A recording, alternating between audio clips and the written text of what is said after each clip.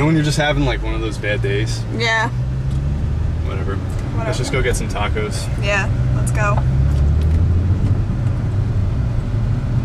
What? What's...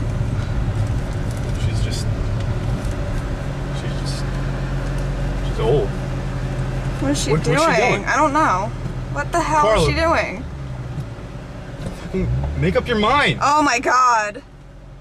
Dude, she's got to be in her late hundreds. Yeah. All right, dude, she's not fucking doing this shit again. Lou, stop. No. Lou, she's old. No.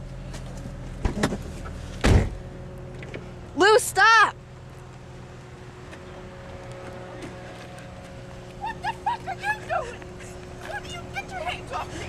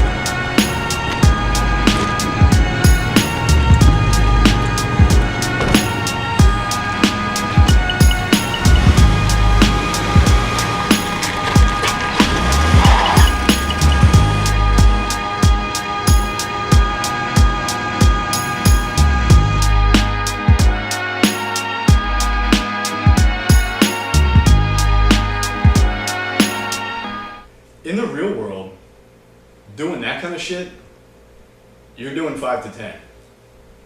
But in the wrestling world, nothing's really off limits. And like what I mean by that is you can, hurt your coworkers. You can punt your boss in the skull, as Orton says. You can give birth to hands. You can like dress as superheroes and enter the workplace environment and come to the ring and fucking zip cords and shit. Like, this stuff you can only get away with in the wrestling world. And that kind of pageantry fascinates me.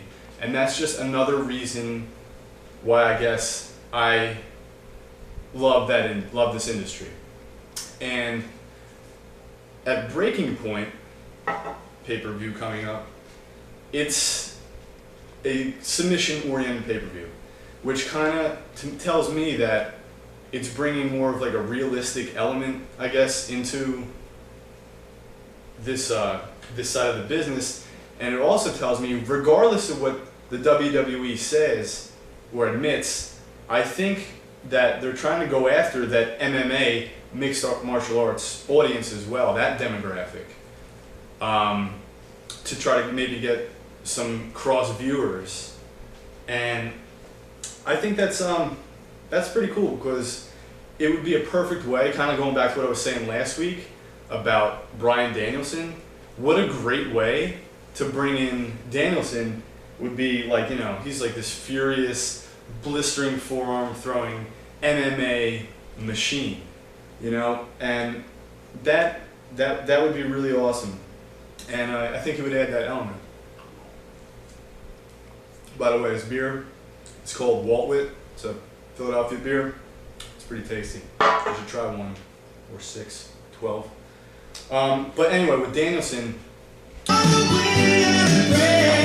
he was trained by HBK, by Shawn Michaels. So he's got some kind of pull in, I guess, the industry that way. And he's also got somewhat of a contemporary in CM Punk. And like I said, he's a champion.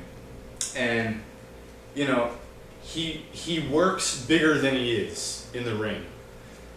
And arguably, I believe his mic skills have gotten much better, at least in the past 2 years.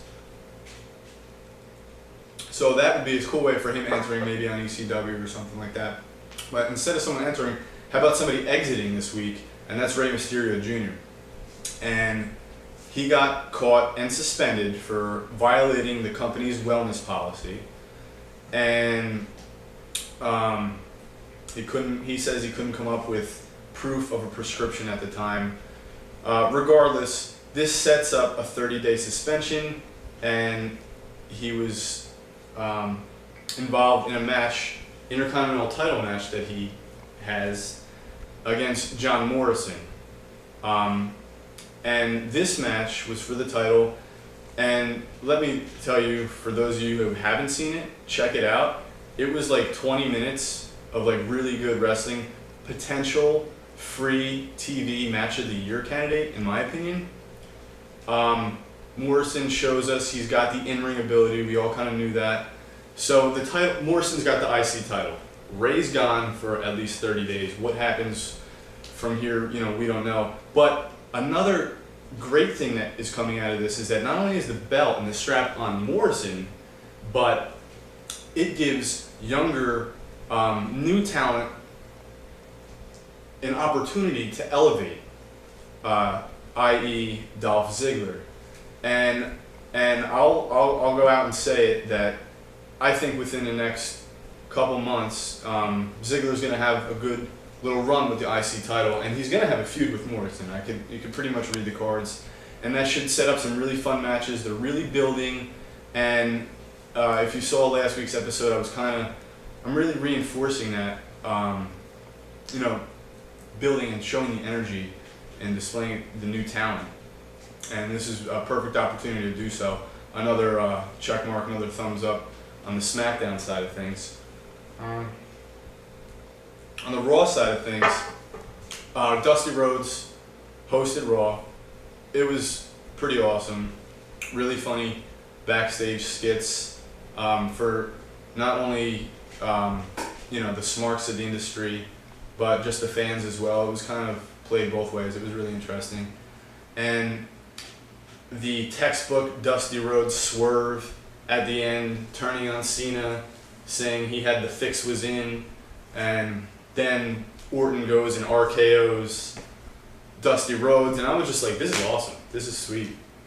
And, you know, against they made Rhodes, unfortunately, look like, you know, Orton's a little bitch again, but, you know, maybe we're going to see a face turn by Rhodes soon, because you could see the crowd was begging for it. And I, you know, maybe that'll happen. I don't know. It kind of goes against what I was hoping for with more of a stable feel. But I mean, with Orton doing Orton, you never know what it's going to be like. But in any event, Jericho and MVP that night was awesome. Jericho won clean against MVP. Really a top quality TV match. What else did I need to go to? Bob Barker. Yes, Bob Barker from The Price is Right is going to be guest hosting Raw this Monday.